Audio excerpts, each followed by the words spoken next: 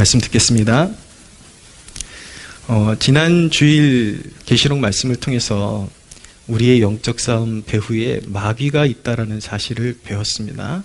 근데 주로 제가 지난주 말씀에는 포커스를 개인의 영적 싸움에 포커스를 맞추어서 말씀을 전했습니다. 우리의 가정에서 다툼이 일어나고 또 직장에서 상사들과의 관계 그리고 그런 동역자들과의 관계 속에서 일어나는 그런 영적 싸움에서 단순히 우리가 영적 싸움을 수행하는데 마음속으로 또는 입술로 사탄아 물러가라 그것만 가지고 물론 예수 이름에 절대적인 권위가 있지만 싸우는 방법이 있다라는 거예요. 단순히 물러가라 해놓고 자기가 계속 혈기 부리고 있고 고집 부리고 있으면 그것은 마귀의 그 능력에다 자꾸 기름을 붓는 격이 돼가지고 그게 잡히지를 않는다라고 말씀드렸어요. 그래서 하나님의 말씀을 깨닫고 그 말씀에 내 자신이 자아가 죽어지는 훈련이 되어야 사탄을 완전히 정복할 수 있다라고 그렇게 말씀드렸는데 사탄은 그런 개인적인 영역에만 힘을 쓰는 것이 아니라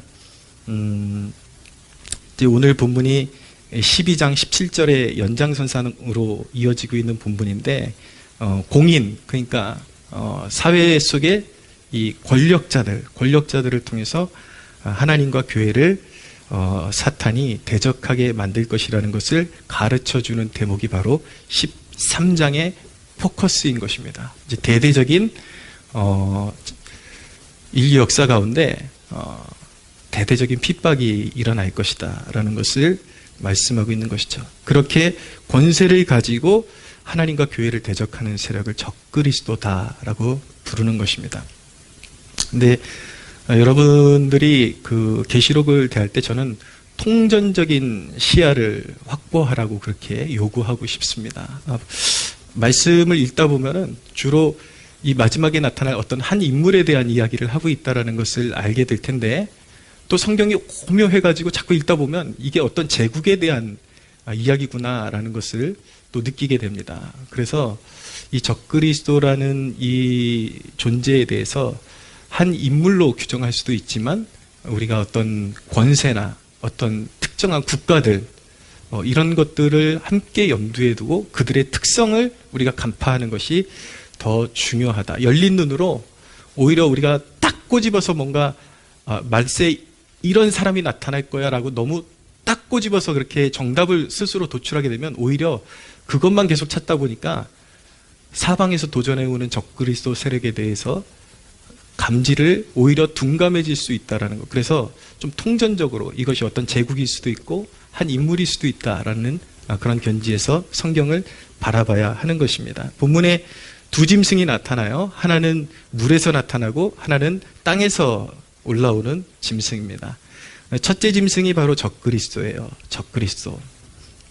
그리고 둘째 짐승은 거짓 선지자입니다. 그래서 이들에게 상호관계가 일어나게 되는데 이 거짓 선지자는 사람들의 종교심을 이용해 가지고 적그리스도에게 그 마음을 돌리는 자인 것입니다. 그래서 이 종교심을 이용해 가지고 적그리스도를 섬기게끔 만드는 존재인 것이죠. 누구냐? 적그리스도가 누구냐? 이것보다 더 중요한 것이 이 적그리스도와 거짓 선지자의 특징을 이해하는 것이 참 중요합니다. 이 계시록을 조금이라도 이렇게 편협되게 이해하게 되면 자꾸 미래에 나타날 어떤 특정한 인물을 기다리게 되니까 지금 이미 예수님께서도 말씀하셨거든요. 거짓 선지자가 많이 나왔다. 사도 요한도 거짓 선지자가 이미 많이 일어났고 적그리스도가 이미 일어났다. 근데 이제 최종적인 아주 압도적인 적그리스도가 일어날 것은 사실이지만 그 적그리스도를 예표하는 인물들이나 권세들이 지금 우리가 사는 시대에도 계속 도처에서 나타나고 있는데 너무 어떤 한 지점을 계속 바라보고 있으면 지금 일어나고 있는 일들에 대해서 둔감해지게 되고 그런 세상의 그런 위협이나 어떤 유혹에 나도 모르는 사이에 협조하고 있게 되는 그런 우를 범할 수 있게 되는 것입니다. 그래서 성경을 읽을 때에 그게 누구냐 거기에 꽂히는 게 아니라 적그리스도와 거짓 선지자가 말세에 나타나게 될 텐데 그들의 특징이 무엇이냐를 여러분들이 인식하고 있는 것이 훨씬 중요한 사안인 것입니다. 그럼 적그리스도의 전형적인 특징은 무엇일까요? 바로 하나님 흉내를 낸다라는 것입니다. 오늘 용이 나타나는데 용이 마귀죠. 근데 12장 3절에 보면 이 용의 모습을 머리가 7이요 뿔이 10이라 그리고 7 왕관이 있다라고 말씀하고 있는데 이 마귀에 대해서 표현할 때는 머리를 앞세웁니다. 머리를 먼저 앞세우죠. 그리고 적그리스도를 앞세울 때는 13장 1절에 내가 보니 바다에서 한 짐승이 나오는데 뿔이 10이요 머리가 7이라 똑같은 표현을 하는데 뿔과 머리가 바뀌어 있어요. 그러니까 영적 세계에서 마귀는 머리의 구실을 하는 것이고 이 적그리스도는 뿔의 구실을 하는 것입니다. 그것이 무엇이냐면 뿔은 권세를 상징하는 것이기 때문에 마귀가 적그리스도에게 권세를 주는구나 그것을 알게 되는 것입니다. 이것이 바로 하나님 흉내를 내는 것인데 바로 성부 하나님께서 성자 하나님에게 권세를 주시는 것처럼 흉내를 내는 것입니다.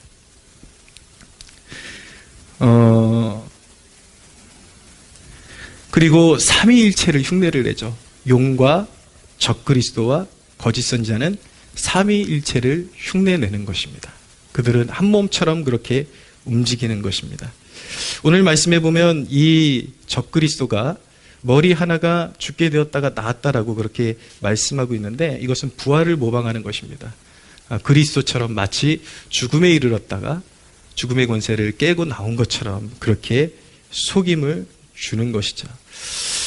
대단한 그런 능력을 사람들에게 보이겠지만 거기에는 기만과 속임이 있는 것입니다. 참된 이적이라고 말할 수가 없는 것이죠. 오늘 4절에서 5절 말씀에 나타나는 그 구절은 다니엘서 7장 8절과 25절에 나타나는 작은 뿔에 관한 말씀과 일치하는 내용입니다. 그래서 다니엘서에 나타나는 그 작은 뿔이 누구냐? 교회 역사적으로 이제 헬라 시대 이후에 로마 시대가 도래하기 전에 일어났던 셀루쿠스 왕조의 안티오쿠스 에피파네스라는 인물로 그렇게 보고 있습니다. 그래서 적그리스도의 어떤 전조 같은 인물로 이 인물이 활동을 했는데 이 인물이 했던 일은 유대인들이 할례를 받으면 죽여버리거나 하나님의 말씀을 지키지 못하게 하고 가증한 말을 내쏟고 하나님의 성전의 제단에다가 하나님께서 제물로 드리지 못하게 하는 돼지를 갖다가 제물로 삼아가지고 제단을 더럽히고 그런 역할을 해서 적그리스도의 어떤 전조 같은 역할을 했던 것입니다. 그리고 교회 역사를 보면 이 작은 뿔을 로마의 황제로 보기도 했습니다. 그래서 로마의 황제들이 자기를 신격화시키고 모든 황제를 말하는 건 아니고 그 황제들 가운데 특별히 네로나 도미티안 같이 자기를 신격화하고 기독교인들을 박해하는 데 힘썼던 그런 왕들이 있었습니다. 그런 왕들을 이제 그런 왕들을 나타내는 것이다 라고 보았습니다. 그리고 최종적으로 이 본문은 이제 마지막 시대에 교회를 하나님의 심히 대적할 진정한 적그리스도의 끝판왕이 나타날 것이다 라는 것을 보여주고 있는 것입니다. 누구냐? 그것은 우리가 아직은 짐작할 수 없지만 예수님의 재림 전에 권력과 종교를 장악할 적그리스도가 나올 것은 확실한 것입니다.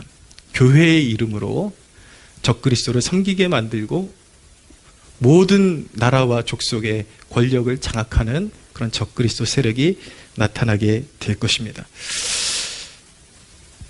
그는 성도들을 심히 핍박하고 죽이기까지 할 것입니다. 근데 중요한 것은 무엇이냐면 그 짐승에게 허락된 날이 42달이라고 말씀하고 있습니다.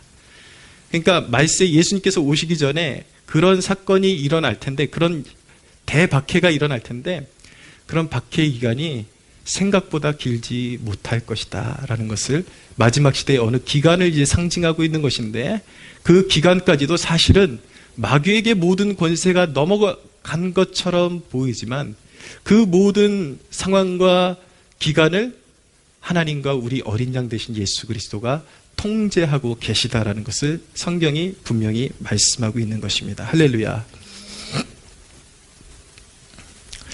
눈여겨봐야 하는 사실이 있습니다. 말세에 가면은 지금도 말세라고 하는데 종말의 시대를 살고 있다고 하는데 이제 재림을 기점으로 더 끝으로 갈수록 어떤 현상들이 일어나게 될 것이냐면 권력과 교회가 야합하는 현상들이 벌어지게 될 것입니다. 물론 지금 교회는 제가 말씀드리는 교회는 가짜 교회를 말하는 것이죠. 진짜 교회가 적그리스도와 야합할 수는 없는 것이죠. 가짜 교회, 명색은 교회이지만 교회들이 일어나서 교회의 어떤 지도자들이 앞장서 가지고 교회들을 충동질하고 선동시켜 가지고 권세자에게 복종하게 만들 것이다라는 것을 알게 됩니다. 그것이 11절 12절인데 같이 한번 보시겠어요? 13장 11절 12절 같이 한번 읽어보겠습니다. 시작. 내가 보매 또 다른 짐승이 땅에서 올라오니 어린 양같이 두 뿔이 있고 용처럼 말을 하더라. 그가 먼저 나온 짐승의 모든 권세를 그 앞에서 행하고 땅과 땅에 사는 자들을 처음 짐승에게 경배하게 하니 곧 죽게 되었던 상처가 나은 자니라 라고 말씀하고 있습니다. 이런 역사는 사실은 세상 역사 가운데 계속 있어 왔습니다. 본 회퍼 목사님은 독일의 교회가 히틀러를 지지하는 것을 비판을 했죠. 그런 독재자가 나타나면 사실은 가장 앞서서 지지하는 데 일조했던 존재들이 사실은 교회였습니다. 그래서 깨어있는, 그 시대에 깨어있는 하나님의 종들이 그들을 비판하고 선지자적인 그런 역할을 감당했었죠. 그런데 이제 말세 끝에 가면은 이제 그런 일들이 노골적으로 전 세계적으로 일어날 것이다라는 것을 말씀하고 있는 것입니다. 말세에 양처럼 생기고 용처럼 말하는 거짓 선지자, 잘 들으십시오. 이 거짓 선지자의 모습은 양처럼 생겼는데 용처럼 말합니다. 용처럼 말한다니까 사람들이 그러면 쉽게 알아보겠네. 양처럼 생겼지만 용처럼 그렇게 두렵게 이야기하면 거짓 선지자 알아보기 쉽겠네. 그렇게 너무 순진하게 생각할 수 있겠죠. 여기서 용처럼 말한다는 것은 그가 괴물처럼 말한다는 뜻이 아닙니다. 그의 말의 속성이 부드러운 말을 가지고 있고 참된 목자의 음성을 가지고 있지만 그 속성이 기만적이고 사람들을 마귀는 속이는 자거든요. 거짓말하는 자. 그러나 그 속에는 살인하는 자. 그렇기 때문에 그럴듯한 입술로 하나님을 경배하고 양떼를 사랑하는 것처럼 이렇게 두루두루 모아가지고 가는 것 같지만 사실은 그 열매가 적그리스도에게로 향하도록 복종하도록 그렇게 만들어 간다라는 것입니다. 그 거짓 선지자는 큰 이적을 일으킬 것입니다. 그래서 사람들을 미혹하게 될 것입니다. 여러분, 기적만 일어나면 하나님의 역사라고 믿지 마십시오. 말세 끝에 갈수록 사탄은 그 힘을 최대한으로 발휘해서 거짓 선지자를 통해서 사람들의 마음을 사로잡을 수 있는 이적과 기적을 만들어낼 것입니다. 그래서 적그리스도를 추종하게 만들 것입니다. 끝으로 다다를수록 거짓 교회와 정치 세력이 이념적으로 정신적으로 맞닿아 있음을 신랄하게 보게 될 것입니다.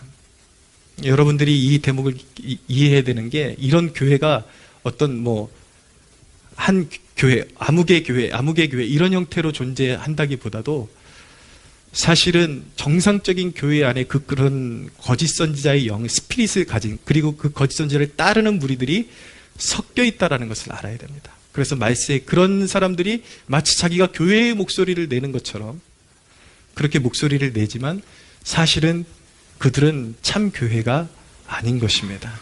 애초에 하나님의 진노의 잔을 받기 위해서 예비된 그런 존재들이 나타나게 될 것이라는 것을 경각심을 가지고 세상을 바라봐야 하는 것입니다.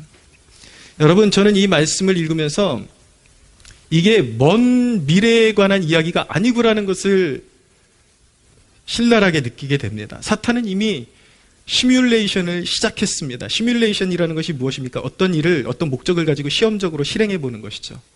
지금 이런 일들이 계속해서 일어나고 있습니다. 저는 최근 몇 년 사이에 정치와 우리 시대 교회가 얼마나 정신적으로 무섭게 연대해 있는지를 보게 되었습니다. 정치인들이 인권과 평등이라는 캐치프레이즈를 들고 나오면 교회가 앞서서 바로 그 인권과 평등이 예수의 정신이라고 외치기 시작했습니다. 밑도 끝도 없어요. 그 인권의 성격이 어떤 것이냐, 그 평등의 성격이 어떤 것이냐, 이것을 따져보지 않습니다. 단어 가지고 장난치는 거예요. 성적으로 문란한 것을 부추기고 동성애를 확장시키는 것이 인권입니까, 여러분? 그런데 이런 인권을 내세우는데, 그리고 진정으로 독재자 아래서 피 흘리고 있는 우리 북한의 동포들의 인권은 철저히 묵살하고 사회에서 자기들의 어떤 이권을 독점하기 위한 세력들을 약자로 포장해서 그들에게 후하게 대해주는 것이 평등이라고 하는 것, 단어는 좋은 것이죠. 우리 하나님은 진정한 인권은 하나님의 보좌로부터 임하는 것입니다. 할렐루야. 진정한 인권은 성경적인 것이죠. 그러나 이 시대에 정치인들이 들고 나오는 캐치프레이즈는 기만적인 것입니다. 양처럼 생겼지만 약한 자들을 위해 주는 것 같지만 용처럼 말하는 것입니다. 근데 그런 기만적인 술수에 가장 앞장서서 받들어주는 세력이 교회가 되어버렸다라는 것입니다. 특별히 이 시대의 청년들은 정신을 바짝 차려야 합니다. 그런 용어들에 너무 취약하기 때문에 교회에서 하나님은 사람을 평등하게 지으셨다고.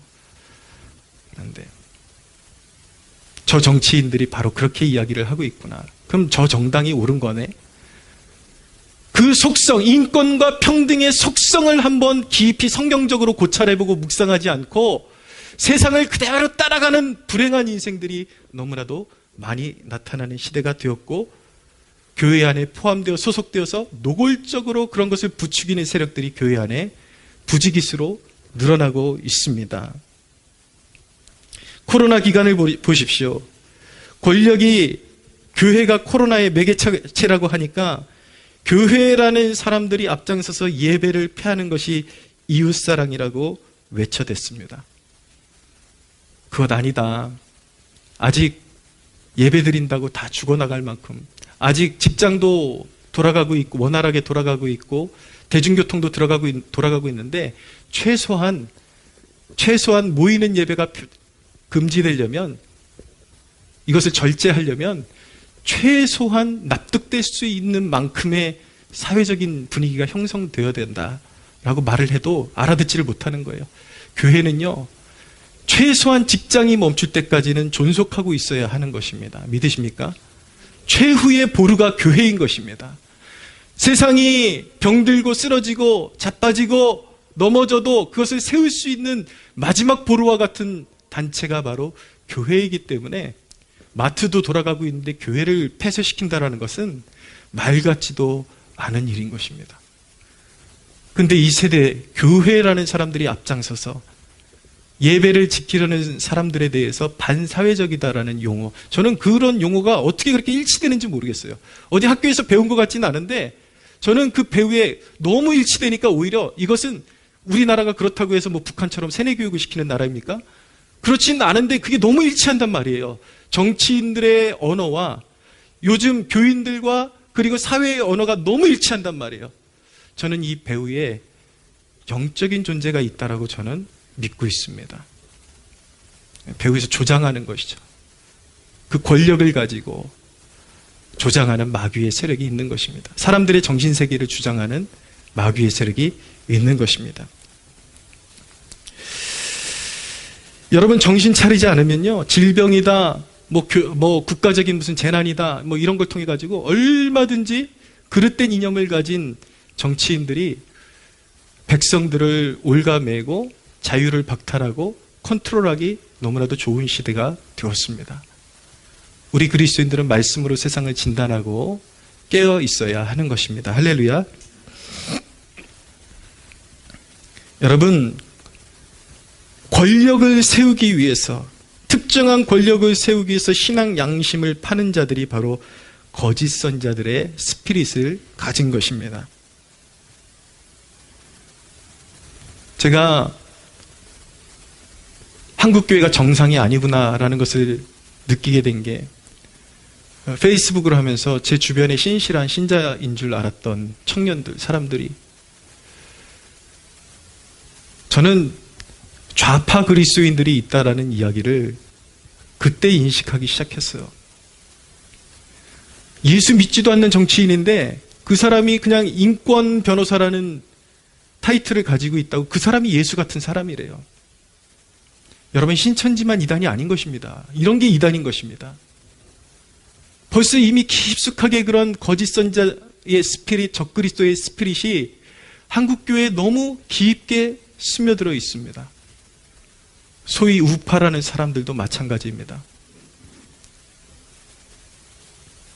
자신들이 원하는 정치적인 목적을 이루는데 도움이 되는 사역자라 그러면 그 누구든지 그가 진리를 배역하고 있음에도 불구하고 그가 선지자라고 막 이 사람이 진짜 목자다, 진짜 선지자다. 이것도 썩어 빠진 것입니다, 여러분. 물론 가치관에 있어서는 분명히 옳은 가치관이 있는 것은 사실이에요. 둘 다 맞는 것은 아닙니다. 분명히 성경에 더 근접한 가치관이 있는 것은 사실이지만 우리가 그리스도인이라면 그 가치관조차도 성경적으로 하나님 중심으로 지켜나가야 되고 모든 것을 진리를 지켜나가는데 그것이 일조하게 만들어야지. 진리를 우리가 무엇을 지키기 위해서 신앙생활하는데 우리가 무엇을 지키기 위해서 나라를 지키려고 그렇게 몸부림치는데 핵심적인 구원에 이르는 교리까지도 파괴하고 기독교 정신까지도 파괴하면서 정치인들 꽁무니 따라다니고 아무개 목사 따라다니고 여러분, 이것이 바로 거짓 선지자의 스피릿인 것입니다. 여러분, 참 교회는 권력을 존중합니다. 그러나 신앙을 파괴하고 권력이라는 이름으로 도전할 때는 견제하고 저항해야 하는 것입니다. 할렐루야.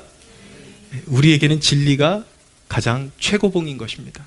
하나님을 섬기는 것이 가장 우리의 가치관의 최고봉인 것입니다. 또 한 가지 이 시대에 새로운 거짓 물결이 일어나고 있습니다. 거짓된 은사주의. 제가 박혁이라는 인물에 대해서 계속 디스를 하고 있는데 걔가 잘났기 때문에 걔 끄집어 내리려고 하는 게 아니에요. 걔 하나가 그렇게 문란하게 만드니까 이제 온갖 너도 나도 마치 기독교가 사람한테 손 얹으면 뺑글뺑글 돌고 쓰러지고 발작 일으키고 이런 게 기독교인 줄 알고 이런 영상들이 도처에 깔리고 있습니다. 이거 가만 놔두어서는 안 됩니다, 여러분. 어느 순간 기독교의 본질 자체가 뒤바뀌는 때가 올 것입니다. 이미 많이 뒤바뀌었습니다. 왜 한국교회에 이렇게 이단이 극성을 부리고 있는가? 이미 종교개혁자들이 피 흘려서 지켜준 구원에 이르는 진리가 이미 희석되어지고 빼앗겼기 때문에 사람들이 구별을 하지를 못하는 거예요.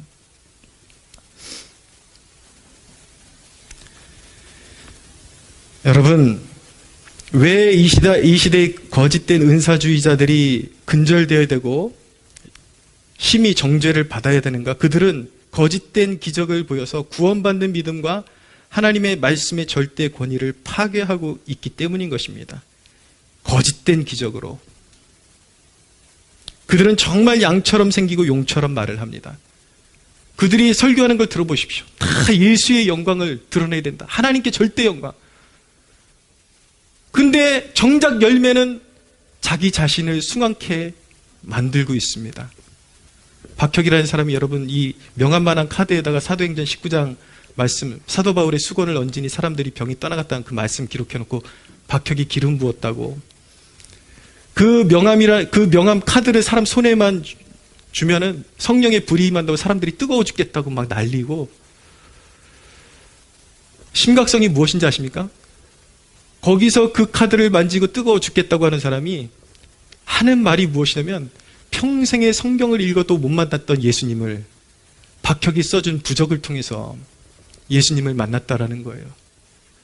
박혁이 시종일관 예수님께 영광, 예수님께 영광이라는 그 구호하는 정반대의 열매가 맺혀지고 있는 것입니다. 구원에 이르는 진리가 파괴되고 있는 것입니다. 이거 농담 아닙니다, 여러분. 제가 왜 그 한 사람에 대해서 이렇게 혀를 올리고 있는가? 그들을 추종하는 사람들하고 댓글로 논쟁을 해보고 그래도 그들이 진정한 그리스도인이라면 십자가의 복음에 대해서 전적으로 동의할 수 있어야 돼요. 그들은 동의하지 않습니다. 기적을 행하는 것이 복음이라고 말을 합니다. 이걸 그냥 두고 있으면 몇 년 있으면 한국교회는 완전히 전복되게 됩니다. 뒤집히게 됩니다.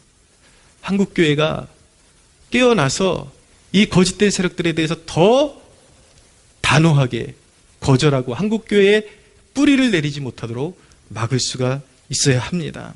할렐루야. 우리가 이 복음의 참된 가치와 진리를 지켜나가는 세대가 되어야 할 줄로 믿습니다. 여러분, 사탄은 지금 제가 시뮬레이션이라고 말씀드렸죠. 거짓된 은사의 은사, 스스로 선지자라고 하는 자들, 그리고 정치에 함몰된 자들, 지금 그림자가 하나둘씩 나타나고 있는 거예요. 이 퍼즐이 맞춰지고 나중에는 사탄이 이제 시행하면 되겠다 하게 되면 정말 시대 가운데, 마지막 시대 가운데 예비된, 사람들을 미혹시키기 위해서 예비된 거짓 선지자가 출몰하게 되고 전 세계를 권력으로 장악하는 그러한 적그리스도가 출몰하게 될 것입니다.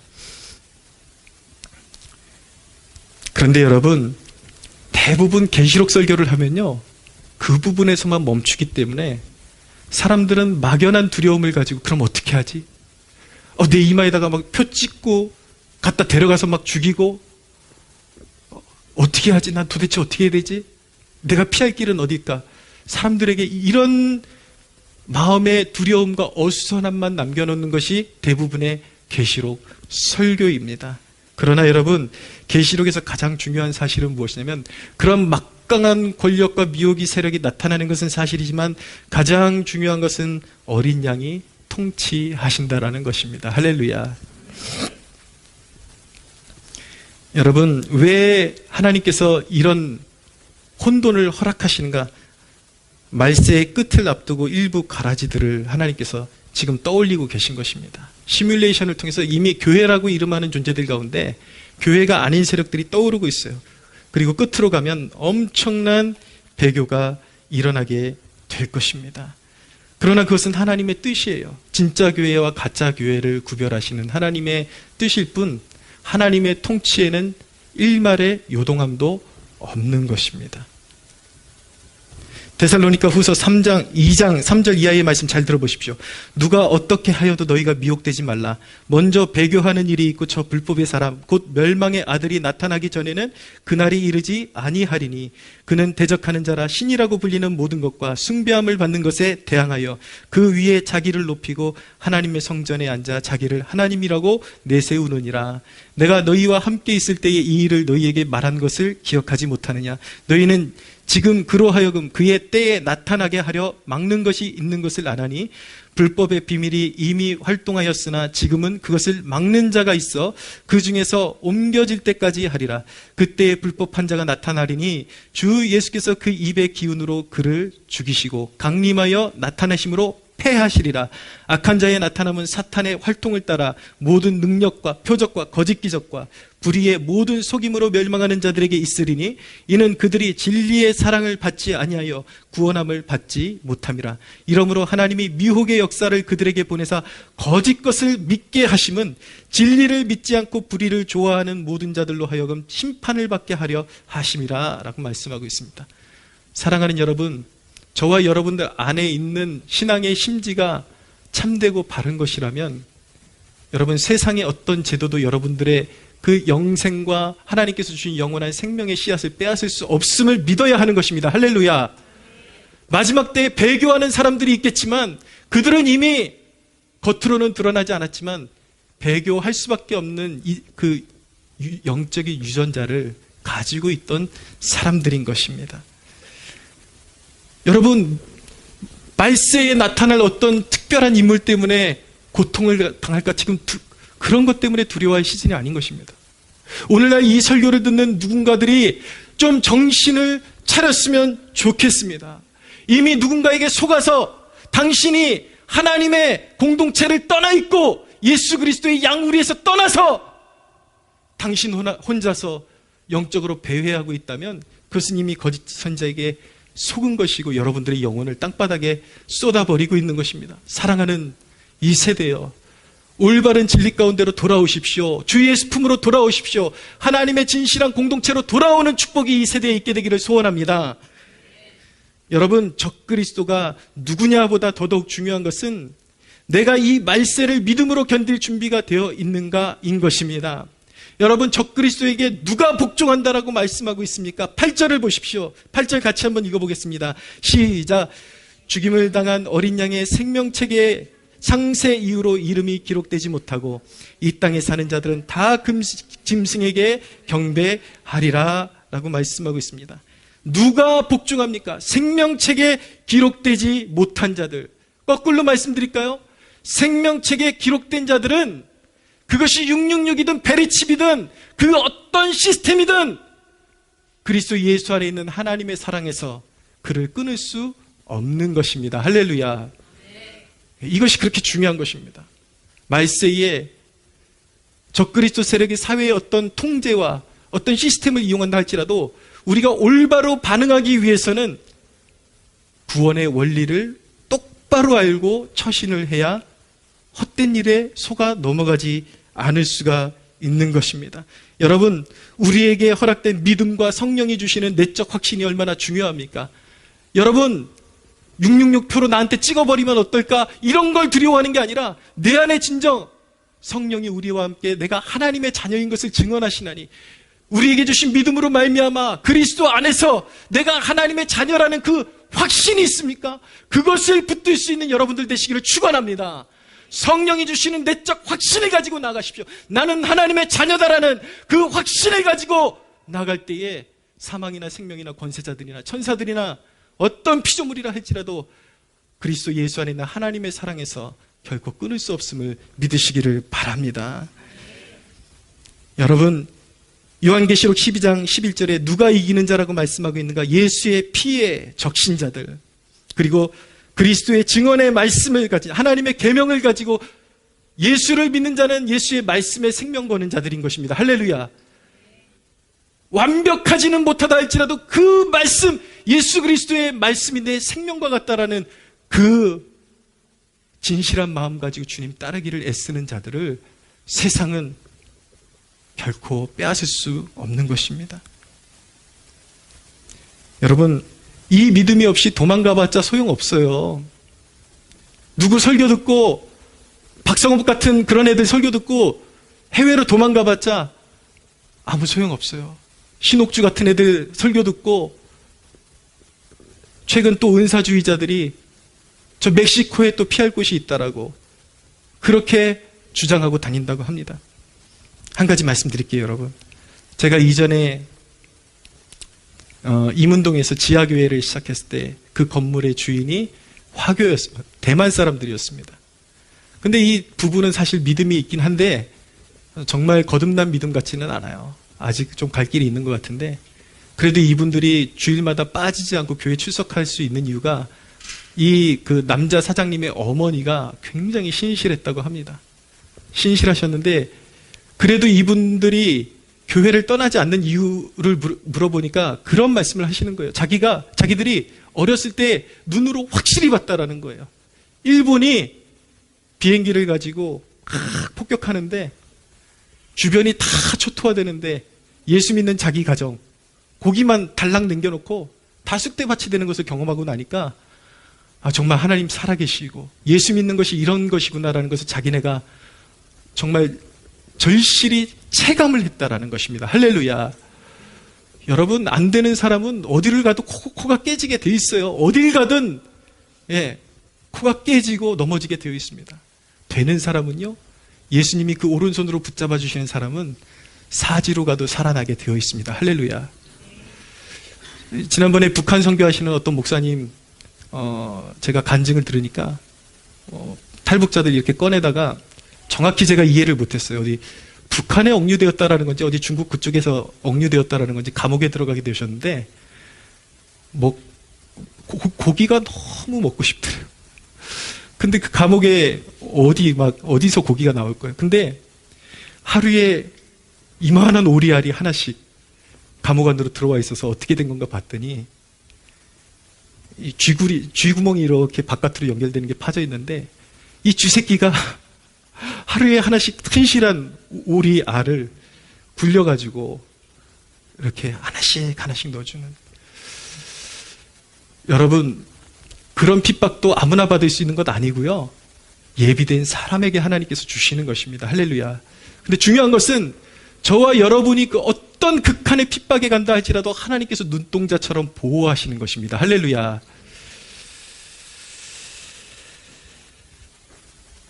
사랑하는 여러분, 피난처는 멕시코가 아니라 제3국이 아니라 오직 예수 그리스도 그 품 안에 거하는 것임을 믿으시기를 바랍니다. 참 신앙 안에 거하는 것. 일상을 살아가면서 그분을 뜨겁게 추구하고 말씀을 추구하고 늘 기도에 깨어있는 삶을 살면서 주님의 얼굴을 구할 때에 어디에 가든지 지키시는 주님의 손길이 함께할 줄로 믿으시기를 바랍니다. 말씀을 정리하겠습니다. 아직도 사실은 한 대목이 더 있는데 박수 받을 때 떠나라는 말이 있듯이 은혜가 될 때 말씀을 마쳐야지 너무 길게 가도 안 될 것 같아요. 근데 여러분 중요한 것은 9절에서 10절에서 나타나는 것이 무엇이냐면 분명한 것은 극심한 핍박의 때가 오고 많은 성도들이 순교할 것이라는 것입니다. 근데 여러분 두렵죠? 그런데 여러분 순교는요 잔을 받을 만한 자들에게 주신다라고 믿습니다. 그런데 저는 이 말씀을 통해서 우리가 우리 믿음의 순도를 점검하는 귀한 시간이 되어야 할 줄로 믿습니다. 여러분 우리가 순교를 생각하면 두려움이 올 수 있을지 몰라요. 그러나 우리는 이 마음을 가져야 하는 것입니다. 주님, 비록 내가 그런 일들이 올 때 감당할 수 있을까 하는 연약함이 있지만 지금 이 순간 내가 생명을 드린다라는 각오로 믿게 해 주십시오. 내 안에 더 뜨거운 불이 임하게 해 주시고 만에 하나 여러분 믿음이라는 것을 잘 정리하고 살아가셔야 합니다. 믿음이라는 것은 단순히 믿어서 소원 성취하는 것이 아닙니다. 물론 하나님은 우리 아버지시기 때문에 우리 마음의 작은 소원까지도 응답해 주십니다. 할렐루야. 그러나 그것이 신앙의 목적은 아닌 것입니다. 죽기까지 따르는 것이 신앙의 목적인 것입니다. 여러분 우리 주님 앞에 그렇게 기도하기 원합니다. 이 정말 말세에 우리의 마음과 생각을 똑바로 지켜주시고 세상에 흔들리지 않게 도와주시고 의식주가 먹고 사는 것이 내 삶의 목적이 되지 않게 해주시고 영원한 나라와 주님의 영광을 구하는 것이 내 삶의 목적이 되게 하여 주시옵소서. 할렐루야. 그런 뜨거운 마음 가지고 신앙을 회복하는 저와 여러분들 되시기를 예수님의 이름으로 축원합니다. 하나님께 영광의 박수 올려드립니다.